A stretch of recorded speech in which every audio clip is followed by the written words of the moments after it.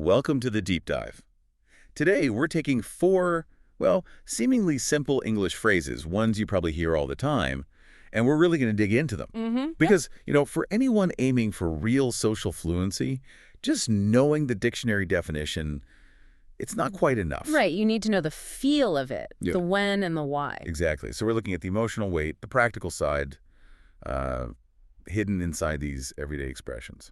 And these four are, I think, really essential tools. They're kind of like the building blocks for handling common situations, things like protecting someone, confirming details, quick visits, and, talking about loss respectfully. They really cover a lot of ground, don't they? They do. Mastering these helps you navigate conversations much more smoothly.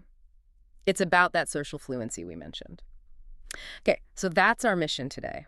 Understand the subtlety. We're diving into look out for, make sure of, call in on, and passed away.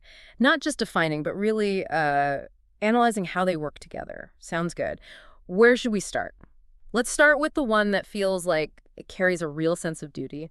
Look out for. Let's start with the one that feels like it carries a real sense of duty. Hashtag the 4 essential phrases for real life English. Okay, look out for it. The basic meaning is, protect or watch over someone or something. But what's the actual social message? What commitment are you signaling when you use it? Is it always about, physical safety? That's a great question. It often is about physical safety, like telling a kid, look out for cars.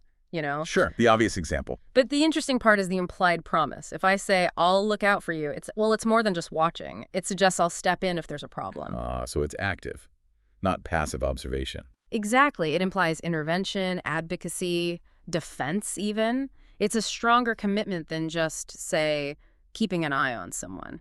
So it stretches beyond the physical then. The sources mentioned relationships, work.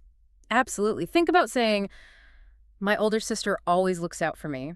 That's about emotional support, guidance, maybe practical help. Or at work, my manager looks out for the team. Right. That means they defend the team, maybe fight for resources, ensure fair treatment.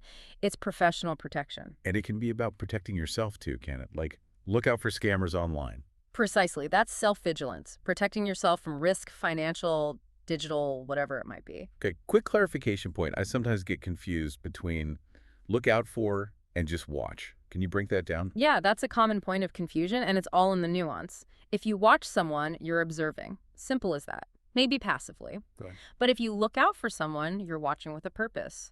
You're actively looking for potential dangers or maybe trying to find something beneficial for them. So the 4 adds the intention. Exactly. Think about it. I can watch kids playing in the park. But if I promise to look out for my friends' kids, I'm taking responsibility for their safety while they play. It's that proactive care.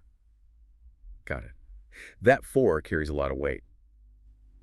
Okay, so if look out for is about vigilance and protection, our next phrase, make sure of, feels more about diligence.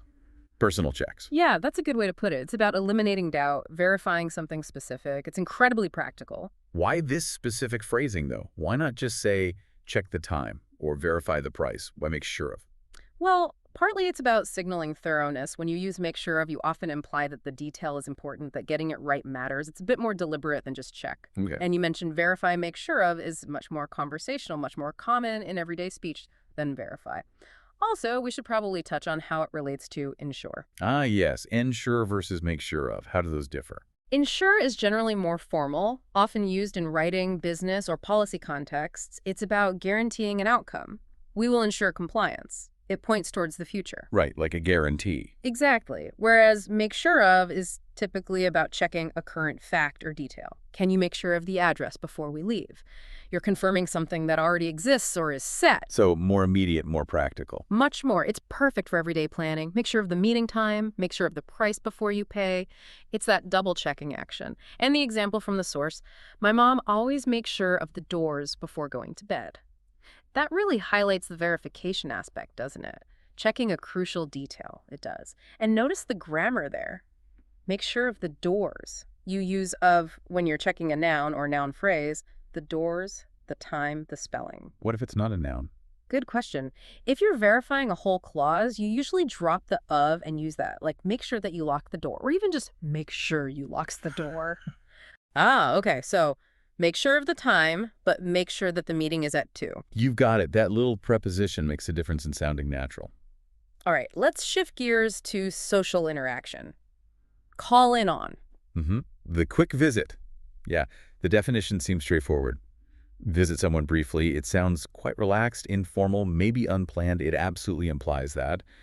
Short, casual, often just popping in because you're nearby. But there's a regional thing here, isn't there? That's Yeah. important for learners. Very important. Call in on is definitely heard and used, but it feels, well, quite strongly British English or Commonwealth English. So what would sound more natural in, say, American English? Americans would much more likely say drop by or stop by. I might drop by later. Let's stop by Sarah's place. Same meaning brief, informal visit, but different phrasing.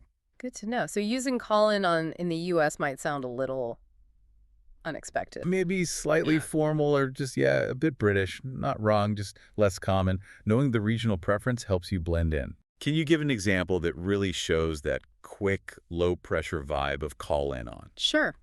Imagine you're driving home from work and you pass near your aunt's house.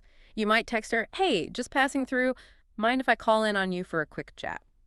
Right. It sets the expectation immediately. I'm not staying long. Exactly. It manages expectations. It says, don't go to any trouble. This is just a brief hello, maybe 15, 20 minutes tops. Okay, and while we're on the specifics, Mm-hmm. what about call in at versus call in on? Is there a difference? Yes, the preposition dance, there is a difference, and it's about the target of the visit. All right. You call in on a person, the focus is the individual. I called in on my grandmother. Okay. On for people. Right. You call in at a place, usually a shop, an office, some kind of location. I need to call in at the bank. She called in at the office on her day off. So, on people, at places. That's a neat distinction. It is. Getting those little prepositions right really sharpens your fluency. Okay, our final phrase, and this one, passed away, definitely carries the most emotional weight. It really does. We know it means to die. But its function isn't just informational, is it?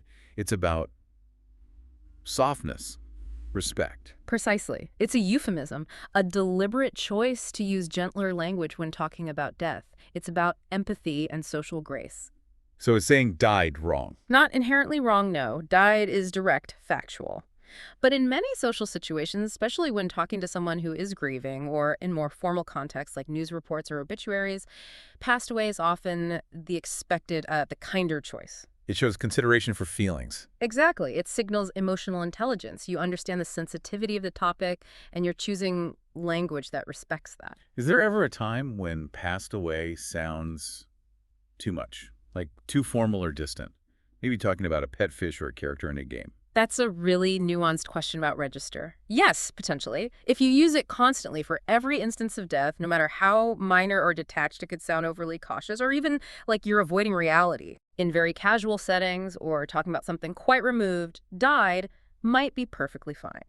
But for people, and often for beloved pets too, especially when expressing condolences or sharing news publicly, passed away is usually the default respectful option. And the sources mentioned it's everywhere, right? News, movies, real life. Absolutely. You hear, I'm so sorry to hear your grandfather passed away.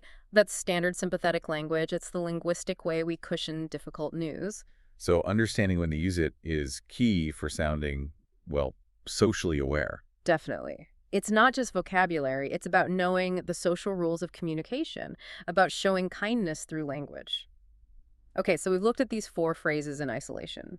Look out for protection, make sure of a verification, call in on visiting, and passed away. Sympathy. 4 distinct functions. Now for the really cool part, seeing how they naturally weave together. The sources have this great little story that shows them all in action. Yeah, this is where you see their combined power in just, everyday life and showing you care. So the scenario was basically, last week I called in on my elderly neighbor because she lives alone. Okay, that's the brief visit. Right. Initiating contact. I always try to look out for her. There's the underlying commitment, the protective instinct. The why behind the visit. She was really sad because her cat had recently passed away. There's the sensitive news, handled gently. Acknowledging the loss. So I stayed for a bit, and before I left, I made sure of her thermostat settings because it was getting cold. And there's the practical check, the verification. Perfect. See how it flows. That little narrative covers initiating contact, the reason for caring, handling sensitive news, and practical help, all using these 4 phrases. It really does. It shows they're not just random vocabulary items. They're tools for expressing care, responsibility, empathy. And practical diligence. They allow you to communicate these complex social actions really efficiently and appropriately. They're fundamental to sounding like a considerate, fluent speaker. It's like the language of being a good neighbor or friend. Exactly. Tools for connection and community, essentially. Hashtag tag, quick recap, and final thought. Okay, let's quickly recap the core idea for each phrase, just to lock it in. Good idea. The key takeaway. First, look out for it's not just watching, it's Protecting, advocating. That active commitment. right. Then, make sure of, that's about. Checking, verifying a specific detail. More conversational than ensure. Got it. Call in on, that's the Brief, informal visit, often British style. Remember on, person, at a place. perfect. And finally, passed away. The gentle, respectful, empathetic way to say died shows social awareness. Excellent summary. The real challenge, of course, is getting comfortable using them yourself, moving from just understanding to actually producing them naturally. Which leads us perfectly to our final challenge for you, the listener. We want you to take this knowledge and apply it right away. Yeah, make it active. So here's your task. Try writing just 3 sentences using these phrases, but really think about the nuances we discussed. Okay, what are the sentences? First, one about someone you genuinely look out for. Maybe mentioning how or why you protect or advocate for them. Okay, focusing on that commitment. Second, one about a detail you always make sure of before you start something important, a task, a trip, whatever. Right, that verification step. And third, one about someone you might call in on soon, maybe mentioning why it would be a brief visit. Nice. Practical application. Keep it positive. Focus on using the phrases in context. Exactly. Give it a try. Practicing these isn't just about vocabulary building, it's about enhancing your ability to connect and communicate effectively and sensitively in English. Absolutely. We hope this deep dive gave you a fresh perspective on these essential phrases. Keep practicing, keep listening, and we'll talk to you next time.